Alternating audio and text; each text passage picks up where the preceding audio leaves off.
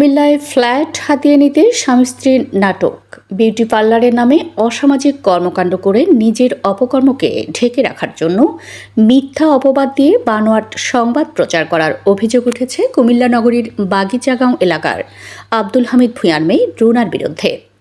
মিথ্যা অভিযোগকারী কুমিল্লা জন্ম হলেও তিনি রাজধানীতে বিউটি পার্লারের নামে বিভিন্ন উঠতি বয়সী ছেলেদের সাথে পরকীয়া করে সামাজিকভাবে অপকর্মকে ঢেকে রাখতে বিভিন্ন অসাধু উপায় বেছে নেয়। তার এমন কর্মকাণ্ডে পরিবার থেকে বাধা দিলে সে পরিবারের কাউকে কোনো তোয়াক্কা না করে নিজের খুশিমতে চলাফেরা করে। এমন বিষয় নিয়ে তার স্বামী মিজান ও ছেলে সামি শিমলাকে সতর্ক করলেও সে স্বামী ছেলের কোনো কথাই শোনেন না। পরে তাকে ঘর থেকে বের করে দেয়া হলে সে দীর্ঘদিন পরকীয়া প্রেমিকের সাথে ঘরের বাহিরে থাকে। বিষয়টি নিয়ে তার ছোট বোন রুনা ইয়াসমিন তার বেপরোয়া চলাফেরা নিয়ে কথা বললে তার বিরুদ্ধে মায়ের ও ভাইয়ের ফ্ল্যাটের ভাগ দাবি করে। অথচ ভাই ও মায়ের ফ্ল্যাট নিজেরাই রুনা ইয়াসমিনকে স্বেচ্ছায় দলিল করে দেয়। বিষয়টি নিয়ে বিভিন্ন সোশ্যাল মিডিয়ায় সংবাদ প্রকাশ করা হলেও রুনা ইয়াসমিনের নামে মিথ্যা ও গুজব ছড়ানো হয়।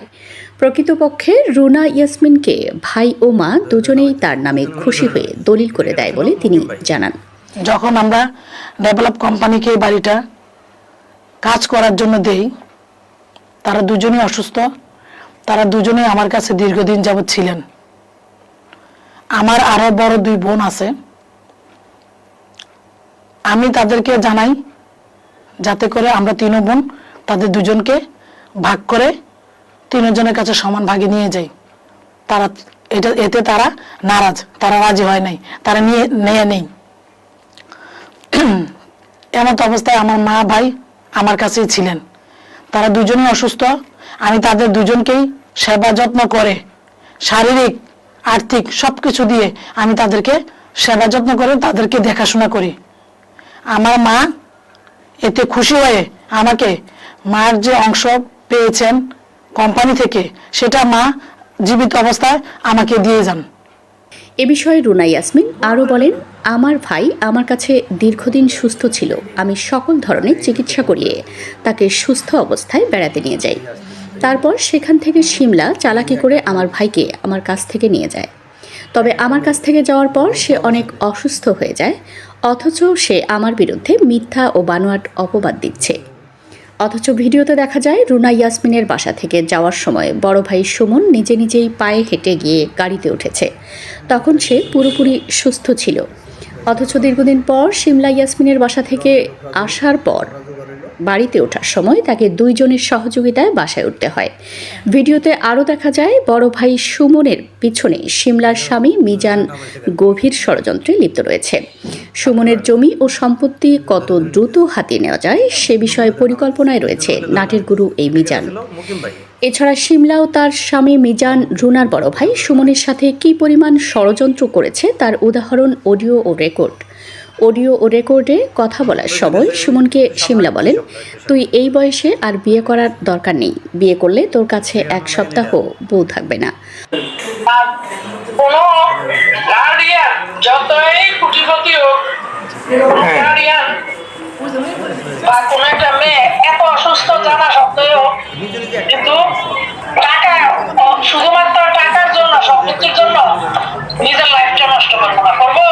অথচ শিমলা রুনাকে মিথ্যা অপবাদ দিয়ে দোষারোপ করেন। অপরদিকে দেখা যায় শিমলা তার নিজের ফ্ল্যাট থেকে রুনার ফ্ল্যাটে গিয়ে প্রতিনিয়ত ঝগড়া করে থাকেন। ভিডিওতে দেখা যায় শিমলা যে কোনো বিষয় নিয়ে রুনার ফ্ল্যাটের দরজায় গিয়ে বিভিন্ন ধরনের বাজে আচরণ ও হুমকি দেয়। তবে এ বিষয়ে রুনা সাফ জানিয়ে দেন, শিমলার বেপরোয়া আচরণ ও মিথ্যা তথ্য দিয়ে সংবাদ প্রচার করে রুনাকে সামাজিকভাবে হেয় প্রতিপন্ন করার চেষ্টা করেন। রুনা জানান, তার মা ও ভাই সকলে স্বেচ্ছায় খুশি হয়ে তাদের ফ্ল্যাট হেবাদলিল করে দেন। আমার ভাই যিনি জীবিত আছে সে 2টা ফ্ল্যাট পায়। আমার বড় বোন শিমলা ইয়াসমিন সে তার কাছ থেকে মিথ্যা কথা বলে 2021 সালে 4টা ব্ল্যাঙ্ক চেক নেয়, একটা স্টাম্প নেয়। স্টাম্পে লেখা থাকে সে তার কাছে 10 লক্ষ টাকা পাওনা। ব্ল্যাঙ্ক চেক নিয়ে যায়, ব্ল্যাঙ্ক চেকে কোনো টাকা উল্লেখ করে নাই। এই চেক আর স্টাম্প নেওয়ার পরে সে আমার যে ভাই জীবিত সুমন তাকে কিছুদিন পর পর হুমকি দেয়। এটা বলে কিছু একটা কথায় তর্ক বিতর্ক চলে আসলে সে হুমকি দেয় যে তোর কিছু লিগ্যাল ডকুমেন্টস আমার কাছে আছে, তুই কিভাবে সম্পত্তি ভোগ করবি, তুই কিভাবে তোর ফ্ল্যাটে থাকবি, সেটা আমি শিমলে ইয়াসমিন তোকে দেখাই দিব। সে এবং তার হাজব্যান্ড মিজানুর রহমান দুজনেই এই কাজটা করে। এরকম করে করে তাকে আরো অসুস্থ বানায় ফেলে। এমন অবস্থায় আমার ভাইয়ে হিমশিমকে উপায়ন্ত না দেখে সে আমাকে রিকোয়েস্ট করে যে এগুলো দিয়ে এখন আমি কি করব। এইভাবে সে কিছুদিন পর আমাকে হুমকি দেয়।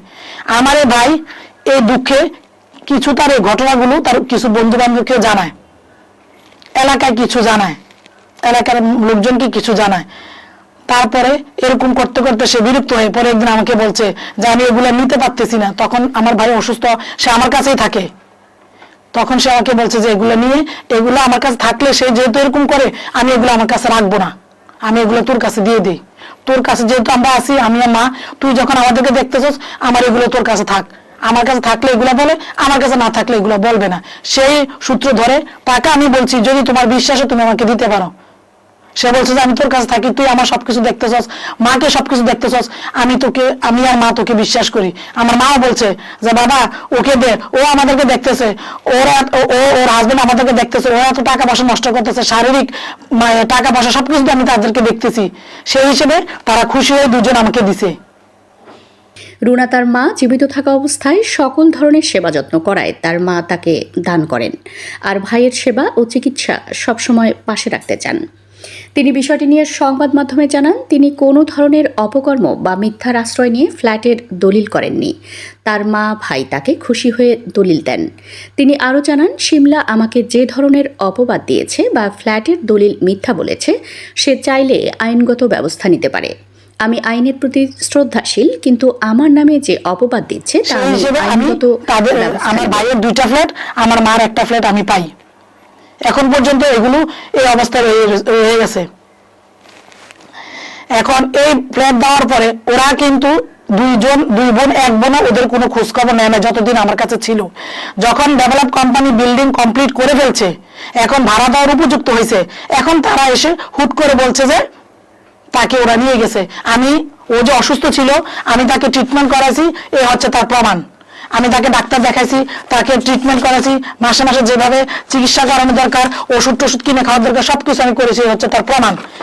এগুলো দেখার পরও ওরা বলতেছে হঠাৎ করে এসে, এখন তার সম্পত্তি রেডি হয়ে গেছে, ফ্ল্যাট রেডি হয়ে গেছে, ভাড়া দেওয়ার উপযুক্ত হয়ে গেছে, এখন বলতেছে যে আমি তাকে ভুল চিকিৎসা করাইছি, আমি তাকে ভুল ট্রিটমেন্ট করাইছি, ভুল ডাক্তার দেখাইছি। আমি দেখিয়েছিলাম মেডি কমপ্লেক্সের মুরাদ স্যারকে। এখন তারা বলতেছে যে আমি তাকে আবল তাবল ওষুধ খাওয়াই, তাকে পাগল বানাইছি, তাকে অ্যাবনর্মাল বানাইছি, পাগল বানায় অ্যাবনর্মাল করে তাকে আমি তার কাছ থেকে দলিল আমি হাতিয়ে নিয়েছি। আমি জানি না এটা আদৌ সম্ভব কিনা বর্তমান যুগে। যাক, এটা তারা বলে এখন অপপ্রচার করছে, মিথ্যা আমার নামে অভিযোগ করতেছে। আমার হাজব্যান্ড আজকে 2.5 বছর দেশে বাইরে থাকে, সে এটার সাথে ছিল না, অথচ সে পত্রিকা লিখছে আমার হাজব্যান্ড, আমি, আমার এই ছেলে, আমরা 3 জন আমার ভাইকে কিছুদিন পর পর মারার জন্য যাই, মারার জন্য হুমকি দেয়, প্রাণ নাশের হুমকি দেয়। আপনারা আমার ভাইয়ের সাথে যদি সরাসরি কথা বলেন, তাকে জিজ্ঞাসা করলে বুঝতে পারবেন কথাটা কতটুকু সত্যি, কতটুকু মিথ্যা। সে যা কিছু বলছে সম্পূর্ণ সবকিছু মিথ্যা। একটা ডকুমেন্ট, একটা প্রমাণ সে দিতে পারবে না কখনো। কিন্তু সে আমার ভাইকে, সে এবং তার হাজবেন্ড কয়েকবারই মারতে আসছে, এবং এটা প্রমাণ। আমার যে মেজর বোন আছে, বোনের জামাই, তারা পর্যন্ত বাঁচাইছে, আমার হাজবেন্ড আমরা পর্যন্ত বাঁচাইছি। এটা আমার বড় ভাই জীবিত অবস্থা শুনে গেছে। এই ঘটনার 17 দিন পরে আমার বড় ভাই মারা যায়। সে এখন আমার মা সম্পত্তি দাবি করে, সে আদৌ বলতে পারবে কিনা কখনো। মানুষের ঈদ আসলে ফকিরকে মানুষের জাকাত ফেতরার জন্য 10 টাকা হইলে দেয়, কিন্তু সে বলতে পারবে কিনা সে বড় মেয়ে হিসেবে সে তার মাকে আজও পর্যন্ত কিছু দিছে কিনা। জাকাত ফেতরা তো দেয় নাই, খোঁজ খবর পর্যন্ত নেয় নাই। যে মেয়ে মাকে র্যাঞ্চ দিয়ে মেরে মারের চোখ ফুলে যাচ্ছে, রক্ত জমা যাচ্ছে, মাকে মারছে র্যাঞ্চ দিয়ে, সে মেয়ে কিভাবে মার সম্পত্তি দাবি করে? সে কখনো মাকে দেখে নাই, মার কোনো খোঁজ খবর নেয় নাই, সে এখন কিভাবে মার সম্পত্তি দাবি করে? এখন তার মার জন্য মায়া কান্না বেড়ে গেছে। সে আমার মাকে মারছে, এই জন্য আল্লাহ তাকে দেখাইছে, তার ছেলে আবার তাকে মারে। সে আমার মাকে মারছে, এই জন্য আল্লাহ দেখাইছে, তার ছেলে তাকে মারে। তো এটা আল্লাহ লীলা খেলা। আমার মা সহজ সরল ছিল, আমার মা বুঝতো না। আমার মাকে তারা যেভাবে বুঝাইছে সেভাবে বুঝতো। আমার মার সম্পত্তি আমরা 3 বোন যেভাবে পাইছি, আমার মা সেভাবে পাওয়ার কথা। কিন্তু এই যে শিমলা ইয়াসমিন, তার জামাই, এক নম্বরে বিশ্ব চিটার জামাই হাজবেন্ড ওয়াইফ দুজনই বাটপার। যদি আল্লাহর দুনিয়া থাকে থাকে তাদের চেয়ে বড় বাটপার আমার মনে হয় আল্লাহ তাআলা দুনিয়া তার একটা সৃষ্টি করছে না। মিজানুর রহমান সে হচ্ছে শিমা ইয়াসমিনের হাজবেন্ড। সে আমাকে নিয়ে মিথ্যা অভিযোগ ছড়াইছে, সংবাদ সম্মেলন করছে, প্রত্যেকটা কথাই মিথ্যা, একটা কথা সে প্রমাণ দিতে পারবে না। আমার ভাই আমাকে দলিল দিছে, এটা হচ্ছে তার প্রমাণ, এই তার প্রমাণ। আমার ভাই যে আমাকে দলিল দিছে, এই যে দলিল দিছে এটা তার প্রমাণ। আমার মা যে আমাকে দলিল দিছে এটা হচ্ছে তার প্রমাণ। এখানে মিথ্যা অভিযোগ সম্পূর্ণ সে মিথ্যা বলছে। এখানে আমার কাছে বানার কোনো কিছু নাই। তাদের কাছে কোনো ডকুমেন্টস থেকে থাকলে তারা যদি কোনো কিছু প্রমাণ দিতে পারে যে আমি এগুলা ছলনা করে নিছি, তারা প্রমাণ দেখ, আমার কোনো সমস্যা নাই। আমার এগুলো প্রত্যেকটা সত্যি, প্রত্যেকটাই লিগেল। তাদের কাছে কোনো ডকুমেন্টস নাই, আমার কাছে এই ডকুমেন্টস গুলো আছে। তার হাজবেন্ড আমার মার জায়গা কমাইয়ে আমার মারে ঠকাইছে। আমরা বোনেরা পাইছি 100 সেন্ট, আমার মা পাবে 100 সেন্ট। সে দিছে আমার মারে অনলি মাত্র 27 সেন্ট জায়গা। সে আমাদের পারমিশন না নিয়ে সে কিভাবে দলিলটা করে। আমি তাদের দুই বোনকে বলছি যে দলিলটা ঠিক কর, আমার মারে জায়গা কম দিছে। তারা দুই বোন একজনের ঠিক করে নাই, একজনও ঠিক করে না। এখন তারা কিভাবে মার জায়গা সম্পত্তি জায়গার ভাগ বসাতে আসে? তখন তাদেরকে আমি বারে বারে বলছি মার জায়গা কম দিছে, মার জায়গাটা ঠিক কর, এখন দলিল করিস না, মার জায়গাটা ঠিক করার পরে দলিলটা করিস। তারা করে নাই, তাহলে এখন তারা কিভাবে মার জায়গার জন্য ভাগ বসাতে আসে? মারে কোনোদিন দেখাস না, বাইরে কোনোদিন দেখাস নাই। হাসপাতালে ছিল দীর্ঘদিন আমার ভাই, আমার নাকটা কাটছি আমি, আমার 4টা সিলি রাখছে আমার ভাইয়ের জন্য। আমার ভাই বানা টাকার জন্য ছেলেরা এসে আমাকে মারধর করছে, তারা কিন্তু কিছুই ভোগ করে নাই, সবকিছু আমি পাইছি, সবকিছু অত্যাচার আমি সহ্য করছি। দিনকে দিন আমার ভাইকে আমি হাসপাতালে রাখছি, আমি যাও আশা করতাম ছোট ছোট বাচ্চা ফেলে রেখা, তারা কখনো এক গ্লাস পানির জন্য দেখে আসে না ভাইকে নিয়ে। ভাইকে যে এক গ্লাস পানি নিয়ে কখনো দেখে আসে নাই। তারা এখন কিভাবে ভাইয়ের সম্পত্তি দাবি করে? এখন ফ্ল্যাট গুলো রেডি হয়েছে, এখন তাদের ভাইয়ের জন্য ভালোবাসা বেড়ে গেছে। এখন বলতেছে আমি ভাইকে উল্টাপাল বাবল তাবল ওষুধ খাইছি। যখন ভাইয়া অসুস্থ ছিল আমি তাদেরকে জানাইছি, যখন ভাইয়া হাসপাতাল ভর্তি হয় আমি তাদেরকে জানাইছি, কই তখন তো তারা আসে নাই। আমার 102 ডিগ্রি জ্বর নিয়ে আমি সারা রাত আমার বাইরে নেমে হসপিটালে তাদেরকে বলছি তোমরা একজন থাকো, থাকে নাই, তারা চলে আসছে। তখন তারা ভাইয়ের জন্য ভালোবাসা কোথায় ছিল? তখন তারা ভাইকে দেখতে আসে না, খোঁজখবর নেয় নাই, সবাই আমার উপরে ফালাই রাখছে। সেই দিনগুলো কোথায় ছিল? এখন ভাইয়ের আমি আবল তাবল ওষুধ খাইছি, পাগল বানাইছি, এখন এগুলো বললে, এখন কি এগুলো বলার কোনো কথা মানে রাখে? তারা আমার মান সম্মান নষ্ট করার জন্য ফেসবুকে সংবাদ সম্মেলন করে এগুলা প্রচারণা করতেছে, আর কিচ্ছু না। আর কিছু তারা আমাকে করতে পারবে না, করুক, কতটুকু করতে পারে আমি দেখিয়ে দিব। আমি সত্যি আছি, আমি লিগেল আছি, এটা আমি স্বেচ্ছা জোর গলা বলতে পারি। তাদের মনের ভয় আছে, তারা অনেক উকিলের কাছে যোগাযোগ করছে, খোঁজখবর নিয়েছে, আলাপ আলোচনা করছে। তারা জানে এটা নিয়ে যদি মামলা করে তারা আমার কিছুই করতে পারবে না, কারণ যেখানে আমার আম্মা আর আমার ভাই স্বেচ্ছায় আমাকে দলিল দিছে, সে জায়গায় তারা মামলা করলে তারা কোনো কিছু মানে ফল পাবে না, এটা ঘুরতে থাকবে। মধ্যে দিয়ে কি হবে, আমার ভাইটা কষ্ট পাবে, সে বুক করতে পারবে না। মামলায় গেলে তারা জানে এটা পাবে না, এর জন্য তারা মামলায় যাচ্ছে না, পুলিশে অভিযোগ করছে। কিন্তু আমার ভাই যদি বুক করতে চায় তাহলে সে আমার কাছে আসুক, আমার কোনো সমস্যা না, আমি তাকে ওয়েলকাম, যে কোনো সময় আমার ভাই আমার কাছে আসবে আমি তাকে রাখবো। আগেও আমি তাকে রাখছি, তাকে আমিই রাখছি, ওরা কিন্তু রাখে নাই। এখন তারা সম্পত্তির লোভে তাকে নিয়ে গেছে। এটা সাধারণ সেন্সের কথা। এত বছর তোমরা না নাও, সে এতগুলো অসুস্থ ছিল, এত তার সমস্যা ছিল, এখন তার ফ্ল্যাট গুলো ভাড়া দেওয়ার সময় স্যার, এখন তার প্রতি খেয়াল বাড়ছে, তার প্রতি মায়া বাড়ছে, এখন আবার আমার আমার ফ্ল্যাটে ভাগ বসাতে আসছে। এত বড় সাহস! একটা থার্ড ক্লাস, একটা ফ্রড, একটা মহিলা, নষ্টা মহিলা, পার্লারের নাম করে পরক্রিয়া করে, বাচ্চার সমান ছেলেদের সাথে পরক্রিয়া করে। তার ছেলে একটা আছে বিয়ের উপযুক্ত, এটাও বিয়ে না করে সে তার ছেলে বয়সী ছেলেদের সাথে পরক্রিয়া করে। তার হাজবেন্ড একটা বাসার কাজের মহিলার সাথে পরক্রিয়া করে, দোকানের কর্মচারীর সাথে পরক্রিয়া করে। এটি আবার মান সম্মান ইজ্জত আছে নাকি? এটি মান সম্মান ইজ্জত আছে? এই পার্লারের নাম করে পার্লারের মহিলারা কি ধরনের কাজ করে? সব পার্লারের মহিলারা বেয়াদব, ওরা দিয়ে আমার এখন সবারই বিশ্বাস হয়। পার্লারের নাম করে পুরুষের সাথে পরক্রিয়া করে, যেমন বউ তেমন হাজবেন্ড তেমন ছেলে। ছেলেরা পর্যন্ত তাদের এগুলো দেখে ছেলেরা পর্যন্ত এখন ড্রাগ অ্যাডিক্ট হয়েছে, বেয়াদব মহিলা।